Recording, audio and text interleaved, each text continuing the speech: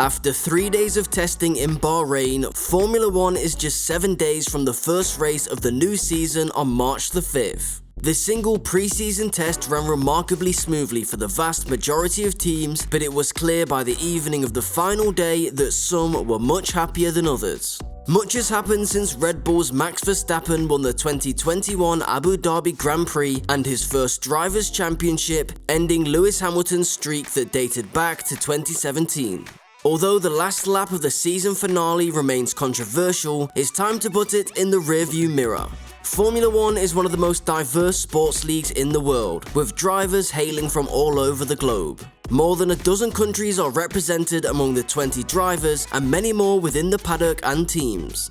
Most squads remain unchanged from last season, although a few drivers jumped to other teams and new rookies have been added to the mix. It all seemed set heading into the preseason testing, but Russia's war in Ukraine forced last-minute changes in one team's driver lineup just before the start of preseason testing in Bahrain. Haas F1 team terminated its contract with Nikita Mazepin and the title sponsor Uralkali, which is owned by Mazepin's father Dmitry, on March the 5th. 4 days later, the two were added to the European Union sanctions list. The EU cited Dmitry's meetings with Russian President Vladimir Putin on February the 24th as evidence that he is supporting or implementing actions or policies that threaten Ukraine. Kevin Magnussen re-signed with Haas F1 the same day.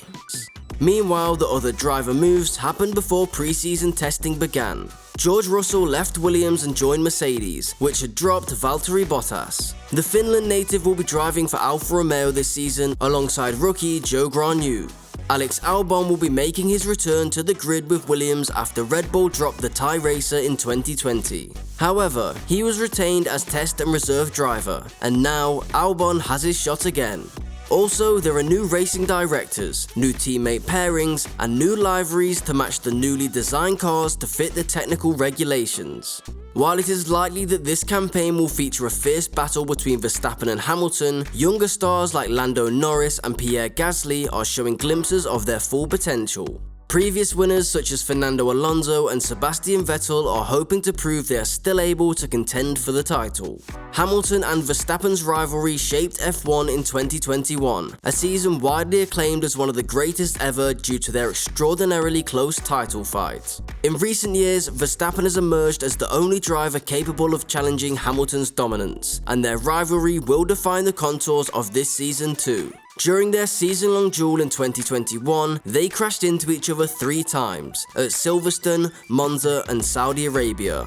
The denouement was even more dramatic. Arriving at the final Grand Prix of the season, the two drivers were level in the race for the World Championship. Verstappen secured pole position in qualifying, but Hamilton overtook him as they rounded the first corner and held a commanding lead for much of the race. It seemed the title was decided until a late safety car effectively restarted the race, with Verstappen just behind Hamilton on newer, faster tyres. Verstappen overtook Hamilton and won his first World Championship. The fallout of the controversy still lingers. At 37, Hamilton is approaching the end of his career and will not have many more opportunities to claim the outright record of World Championship wins. He currently sits on 7, level with Michael Schumacher, but his motivation does not seem diminished by the controversy in Abu Dhabi.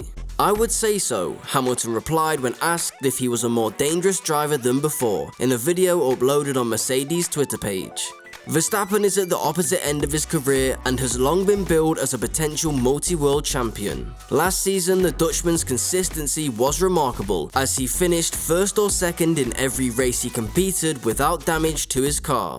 He is the focal point of the Red Bull team, with whom he will remain until at least 2028.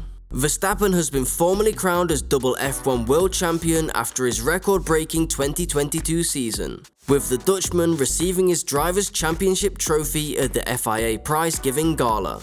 Verstappen collected his second successive trophy in Bologna on Friday night, nearly 3 weeks after his 15th win of the year. No driver had ever won more than 13 in a single season before Verstappen's feat at Red Bull, who aced the new F1 regulations with their car. Despite a dramatic and controversial finish to the 2021 season, which delivered Verstappen's maiden win, the 25-year-old admitted this year was more enjoyable. Ferrari driver Charles Leclerc and Verstappen's teammate Sergio Perez were also at the annual end-of-season ceremony after finishing a distant second and third respectively. This year marked the first time that Lewis Hamilton has not been in the top 3 since his maiden Mercedes season in 2013. Although the Englishman did not attend last year's gala after the controversial finish to 2021's title fight. There was nothing contentious though about Verstappen's triumph this year. Despite a rocky start to the season with 2 retirements in the first 3 rounds, Verstappen chased down and overhauled early leader Leclerc before the summer break and won 9 of the season's last 11 races to clinch his championship and F1 record in style. The good news for Mercedes is that testing went a lot better this year than it did 12 months ago. The bad news is that the gap to Red Bull still looks too big for Hamilton and George Russell to compete for victories from the first race in Bahrain. Mercedes is no longer suffering from the bouncing that limited its development at the start of last year, but curing that issue alone is clearly not enough to put the team back at the very front. While Mercedes seems confident it has a better platform on which to develop, the behavior of the car on the track is still causing issues for the drivers. Day 2 of the test was particularly tricky as windy conditions amplified the issues with the car's balance, resulting in Hamilton catching huge drifts between corners in morning sessions. To make matters worse, a hydraulic issue cut the team's day a couple of hours short, a significant chunk of track time to lose when testing is limited to just 3 days. Overnight work in the team's simulator at its factory resulted in a more predictable car for the drivers on the final day, with Russell completing a race simulation in the morning before Hamilton set the team's fastest lap in the evening time. Rather ominously for Mercedes fans, Hamilton said his team still had a mountain to climb after jumping out of the car on the final day. Netflix released season 4 of the hit docuseries Formula 1 Drive to Survive. The series triggered an F1 boom within the United States as new fans flocked to the tracks partially because of the show. Drive to Survive provides a behind-the-scenes look at the circuit that uses the world as its playground, highlighting the action and providing context to storylines that emerge both on and off the course. Gunther Steiner, the team principal of Haas F1 team, posed a single question in the premiere of the series: why do you watch Formula 1? He went on to answer himself, not skipping a beat. You want to see action, you want to see drama, you want to see the underdog making a good result.